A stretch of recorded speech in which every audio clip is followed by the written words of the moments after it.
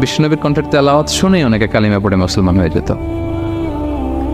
তা আবু জাহেল কোনো দিশা না পেয়ে পরে মক্কার যে পার্লামেন্ট দারুন নদওয়াতে বিল উত্থাপন করলো যে আজকে থেকে মুহাম্মাদের কণ্ঠের তেলাওয়াত কেউ শুনতে পারবে না, কেউ শুনতে পারবে না।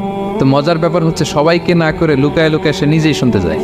কোরআনের যে ভাষা শৈলী, যে প্রাঞ্জল বাক্যবিন্যাস, শব্দের বুনন, এটা শুনে সে অবাক হয়ে যায় যে এত সুন্দর বাক্যবিন্যাস কিভাবে হতে পারে। তো সবাইকে দিনের বেলা নিষেধ করে, রাত্রিবেলা বিষ্ণু ইসলাম রিভাইজ করতেন, লুকায় লুকায় ওনার ঘরের পিছনে যেয়ে শুনত। শুধু সেই না, তার ডান হাত বা হাত ওয়ালিদ ইবনে মুগিরা, উতবা ইবনে মুগিরা, শাইবা ইবনে মুগিরা, ওয়ালিদ ইবনে মুগিরা, এরা সবাই কি করতো? লুকিয়ে লুকিয়ে কোরআন শুনতো। পরে বিষ্ণুনবী যখন ঘুমের প্রস্তুতি নিতেন সব ফিরে আসতো, ফিরে আসার সময় সবার দেখা হয়ে যেত। তারা লজ্জিত হতো, সবাই বলতো আবু জাহেল ঘটনা কি, দিনের বেলা তুমি শুনতে নিষেধ করো, রাতে তো তুমি